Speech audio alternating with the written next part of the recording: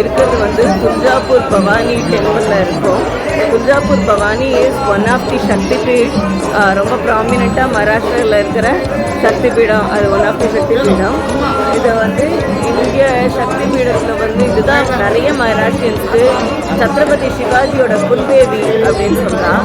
இந்த தேவி வந்து லக்ஷ்மி, சரஸ்வதி, துர்கா 3 பேரோட சக்தி ரூபமும் சேர்ந்த தேவி அப்படிங்கிற இந்த மூர்த்தி வந்து சத்ரபதி சிவாஜி வந்து ஒவ்வொரு தடவையும் போருக்கு போகிறதுக்கு முன்னாடி இங்கே வந்து அம்பாளை வேண்டிட்டு அம்பாள் உத்தரவாக தன்னோட கையிலேருந்து வாழ் கொடுத்ததுக்கப்புறம் தான் அவர் இங்கேருந்து போவாராம் போருக்கு.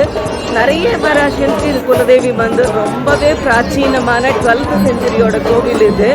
இந்த கோவில் லெஜெண்டரி டேல் சொல்கிறா இங்கே தான் வந்து மகிஷாசுர வதம் ஆச்சு அப்படின்னு சொல்கிறா. மது கைடவ வதம் அம்பாள் பண்ணா, ஆனால் இங்கே தான் ஆச்சு அப்படின்னு சொல்கிறா. Though there is no authenticity for that. இதெல்லாம் கோவிலோட வெளிப்பிரகாரம்.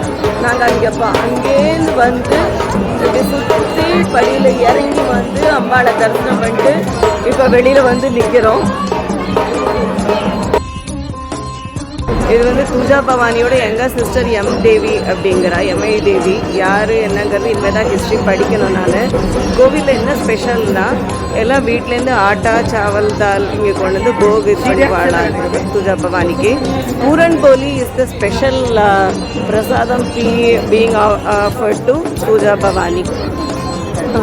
இதுதான் சிந்தாமணி பத்தர் அப்படின்னு சொல்கிறா. இந்த சிந்தாமணி பத்தரில் என்ன இதுன்னா, நம்ம வேண்டிட்டு கையை வச்சோன்னா அந்த கிளாக் வைஸ் அது நகர்றது வச்சு நகருமா என்னங்கிறத பொறுத்து அது நம்மளுடைய வேண்டுதல் நிறைவேறுமா இல்லையா அப்படிங்கிறது ஒரு ஐதீகம் இந்த கோவிலில். இங்கே இது பல பக்கமாக இருந்ததுன்னா நம்ம வேண்டிக்கிறது நடக்கும், இடது பக்கமாக அசைஞ்சால் வேண்டுதல் நடக்காது அப்படிங்கிற ஒரு ஐதீகம். சிவாஜி மகாராஜ் வந்து இங்கே வந்து அம்பாள் கிட்ட வாழை வாங்கிட்டு இந்த பத்தரில் கை வச்சு வேண்டிப்பாராம்.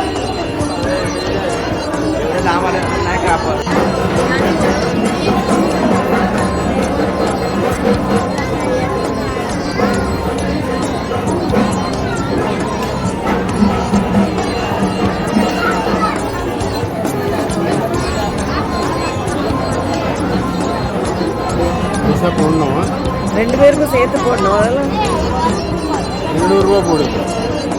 10 ரூபா வேணும்.